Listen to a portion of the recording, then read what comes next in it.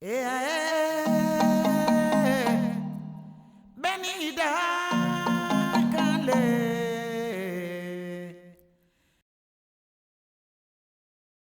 I want to know the real Desmond. Okay, baby Desmond.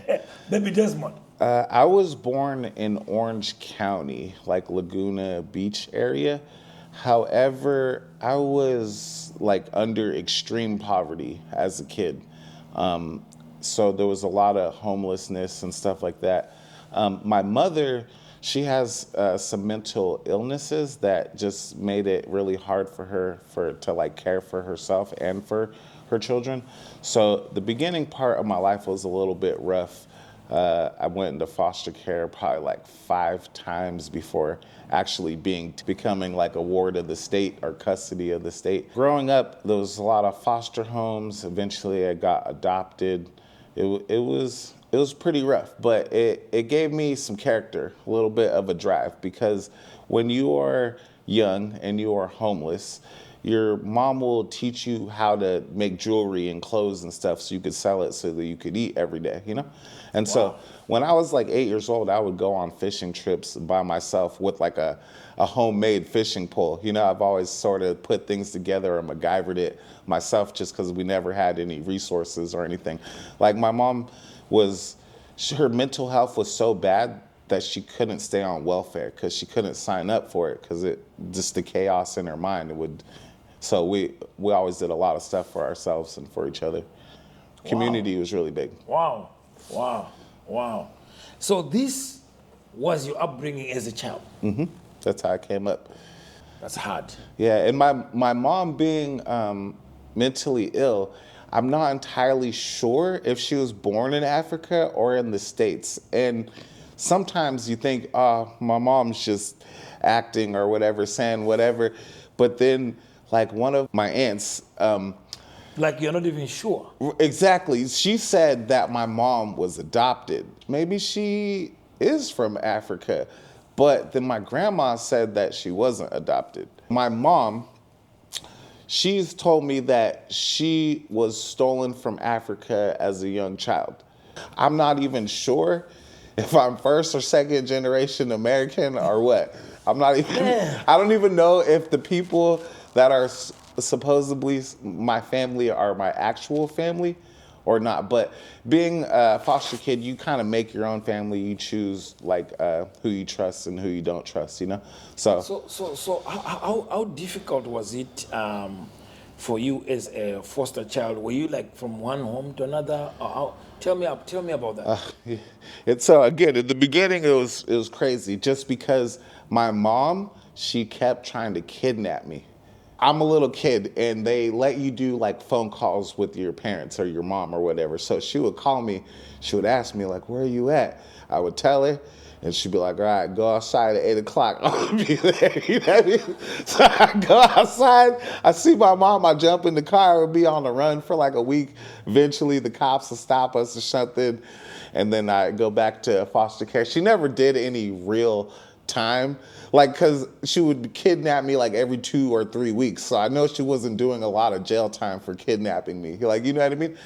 But then at some point, probably 15, maybe like 14 or 15, whatever she did, she wasn't allowed to contact me anymore. So then that's when all that stuff stopped. And then, so from about the age of 14 or 15 until I was about 21 or 22, I hadn't seen my mom.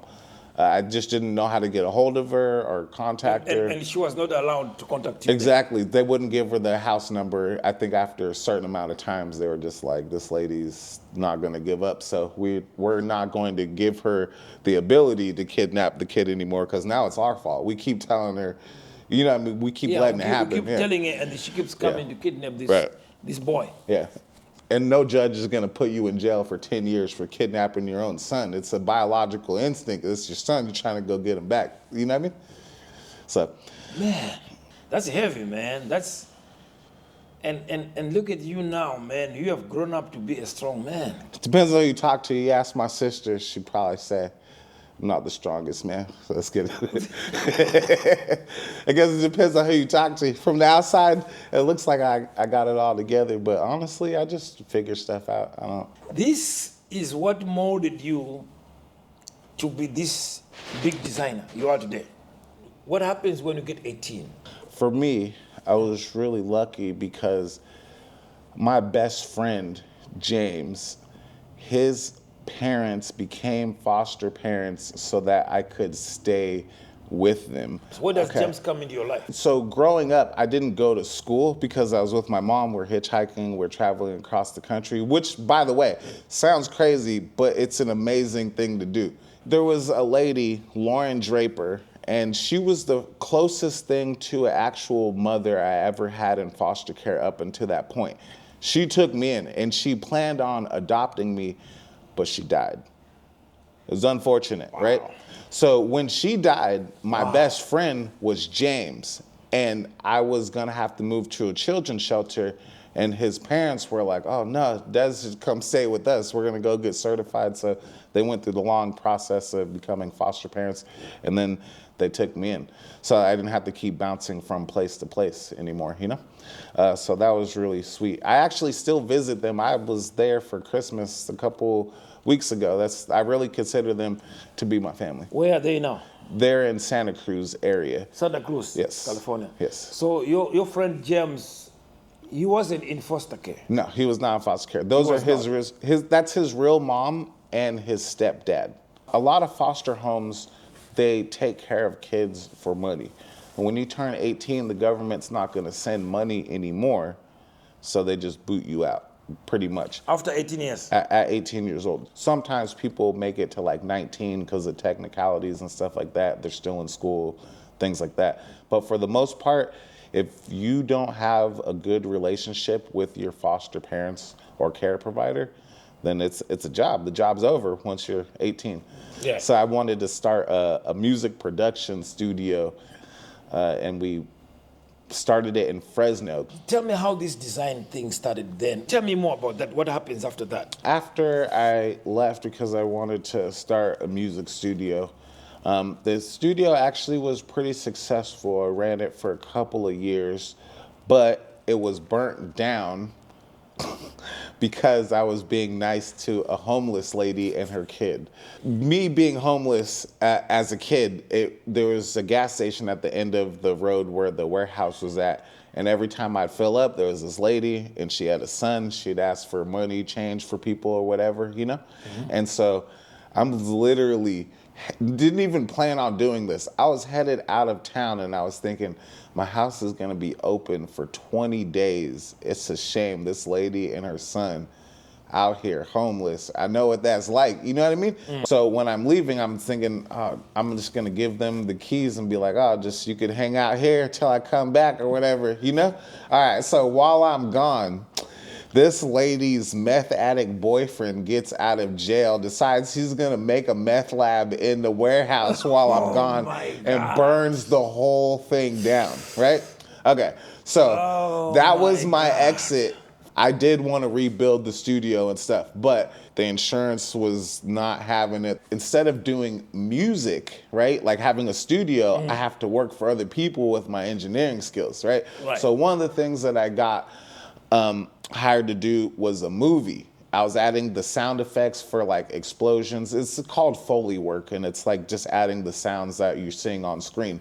So this movie was such a tight production, small budget, and the turnaround was so quick that they had all of us working in the same room at the same time. So as the shots came in, the compositors could composite or do effects, and I could do the sound at the same time. So right when we finished, we could see what we got. All people do the motion designs and stuff like that. And I was just so much more interested in what they were doing than what I was doing. And I started thinking about it. Wait a minute. And I was like, I'm a visual person. Like I've always, like someone will tell me something and I often go, what, huh? Because it's like my auditory processing is not very strong, but I'm very hands-on kinesthetic. You give me something, I could mess with it, figure it out. Or like if you show me a chart or a diagram, I could tell exactly what the chart's supposed to be doing. So I've always been a visual kinesthetic and just thinking like I'm in work with sound. And that's like my worst strength, you know what I mean? So watching them work, it really made me curious, like, And then also at the end of the job, we all went to a bar, and the people that were doing the VFX work bought everybody free drinks several times, which is I knew they was getting paid. I was like, all right, these guys are getting paid because I could barely afford my own drinks. Like, you know what I mean? So I was like, That was it right there. yeah, so then that's when I was like, how do I learn this stuff? And one of the guys told me, he was like, I started at City College in San Francisco, and that's where I met you in that class, right? That's exactly how I ended up there. Even though I was like top of the class, I'm not even sure if I finished that class. You know why? Because Misha, he wrote me a letter of recommendation for Bay Area Video Coalition, Yes, BAVAC. Once I got into BAVAC, right? Yes. So I got into BAVAC, and that was for graduates that were trying to enter the workforce, right? Yes. To get through BAVAC, you have to do industry internships, right? Like 40, 90 hours, something like that, right? I got one at this place called United Roots Oakland. The technology in the studios there, really amazing, cool. You're like, I know this computer that I'm touching right now is probably like $100,000. It's so fast. Like, you know, like, especially back then, things were slow and you had to wait for things to load. These things were just like butter. But the problem is, I just didn't really fit the culture. I didn't see any other black folks there. Just very different ways of thinking. I was always thinking outside of the box, and just like being an intern and not that high up on the list. It's like, this is exactly what we want you to do. Can you do that? If you can't do it, then just don't do it. Like, we need you to do this specifically. We don't care about your creativity, your ideas, whatever. So it was like good to put on the resume, but I didn't feel at home. I didn't feel appreciated. There was nobody I'd wave to in the hallways like, hey, what's up, Charles, or whatever. It was just different. I was just there. The place is so big, you just feel so small and insignificant. Then I got the internship at United Roots, and the first week I was there, they had me build a website for the company, and then they were using it as a company.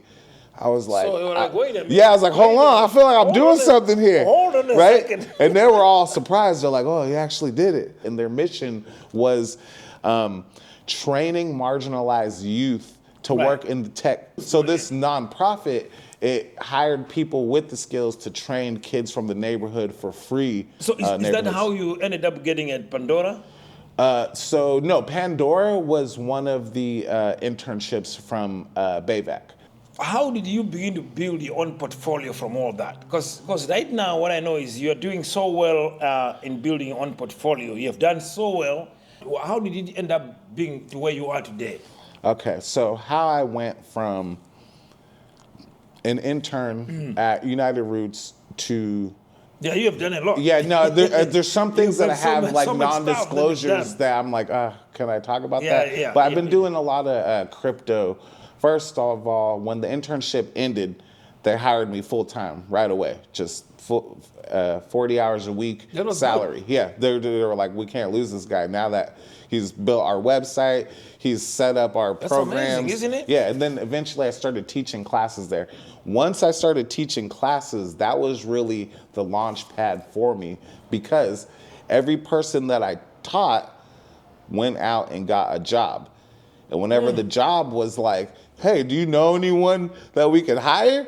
They're always like, oh, my teacher's good at this, right? So then they would call me, and then I would be getting calls from all these different places students went to see if I could help on projects and stuff like that. And so I wasn't even looking for jobs. They were finding me because they were referring you. Yeah, because there were people that were working there that did good. They're like, this is who trained me. Because in media and like design, man, you could go to Stanford University and have this big degree and all you can make is smiley faces, right? Because it's one thing to know how to do something, and then it's another thing on how you execute it to make it look cool or desirable or give it life or style, something. So in our industry, even though I went through BAVAC and we met at school, it's really about your portfolio. What can you show, right? Yes, and so working at United Roots, there was big companies like Red Bull or Microsoft, and they want to donate to the poor black kids.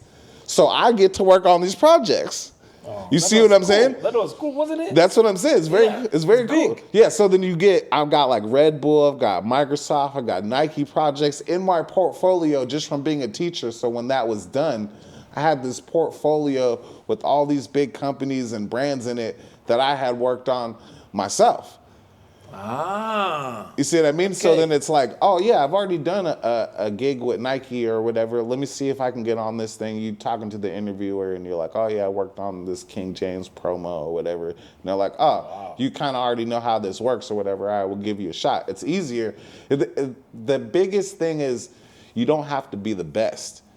You don't have to be the best. You don't have to be the best. You have to be the least risky. That's what they want. They don't want to hire someone and be like, oh, he messed it up. We got to find somebody else. Now the project's late, right? Who's hiring you? All they want to know is that you're going to get it done. They don't care if there's somebody who could do it better. Sometimes they do if it's Hollywood or cutting edge, new technology, stuff like that. But for the most part, people don't need things perfect. They need them Tuesday. And they need them on time. Yeah, exactly. And if you can do it and they're sure of it, then a lot of times they'll just give you the opportunity because it's less work for them. Hiring people's hard, you know? Man, that's really an amazing story right there, Des. You know, I have known you for years, and that's just touched me, man. And God, yeah, you've been through a lot, and you have done a lot, and you have achieved yourself a lot just by hard work and stuff. So I give kudos to you, man. Oh, thanks. Yeah, I don't know if I would have done as much as you did. So whatever it is that I do, I get really good at it because I'm a very repetitive person. Well, that's how you zone in the skills. Exactly. If somebody tells me I can't do something, it's still not going to stop me. I just do what I do and I keep doing it and trying to get better, you know? What's your goal? Like, what's your dreams right now? I've been trying to get this contract sorted for about 2 years. And at the end of last year, it basically was finalized. After that is done, I should have a significant enough chunk of money to start an actual design firm. You want to start a design right, firm? But I don't want to just hire people that are good. I want to take regular people, kind of like United Roots, but they have the passion, they don't have the resources or the training to do it.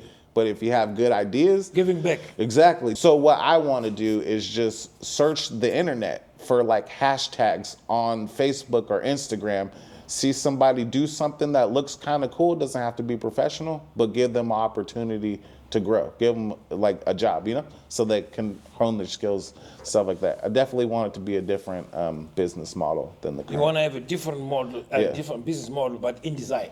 Right, exactly. Yeah. We'll do motion, we'll do design, we'll do websites, we'll do multimedia. Now that brings me to the next question I was going to ask you, because AI. There are a lot of apps these days that can you put in a video, it does miraculous things. Yeah. So how does that affect a designer like you? I think that's actually a really great question. From the beginning of time, technology has always freaked people out. I don't know if you know this or not, but musicians thought the record was going to put them out of business, but it didn't kill musicians. If you actually have skills and are a designer and you know what you're doing, your value increases because now there's so much junk out there that's so easy to make. So there's a whole another industry that has opened up fixing AI problems. People that just needed something done simply, those people have disappeared, right? They're going into AI and they're typing in their own stuff. Companies that need reliability, they pay more now. They keep saying the AI is gonna get better and better. It does, and it will. And it will. And once it does, it will be able to produce better or above better people productions. But how does that affect your field? The problem is that it produces images. It doesn't produce projects. So for example, if I make a logo, right? Even just this, what's on the TV here, right? Right. Okay. So now, if we needed to make this a circle or a square or go onto a t-shirt, AI can't do any of that. It could produce an image but maybe probably not even in the format that you need. It'll give you a picture. That is it. Okay. So if we want this person's clothes to change, it'll be able to do it, but something about this bridge, something about this hut, one of these letters will also change as well. So it's not directable. The art director can't come in and say, add a watch here, because you're going to get a completely different symbol when it adds the watch. Yes. It's not directable, right? Yes. So you need control. You need to be able to say, we need this to be CC45 color blue. Exactly. Okay. AI can't do that. It'll be darker blue here, lighter blue here. This was handmade by somebody, so you could tell that these colors are solid. But if you were to look at an AI version of it, there'll be just a lot of strange things happening. What else do you want our viewers to know about Desmond? How do you work with people? Yeah, so I really enjoy the person-to-person connection. I really just look for projects that I find interesting. Like, oh, you're making a new sneaker? Oh, I can get behind this. It's 3D printed. This is something new. Yeah, I'll get involved with this. It might not make any money, might not go anywhere. Some of my favorite projects end up failing. So everything you do is new, you're figuring it out, you're pushing the boundary, you're exploring, right? Whereas I could make 100 business cards in a day.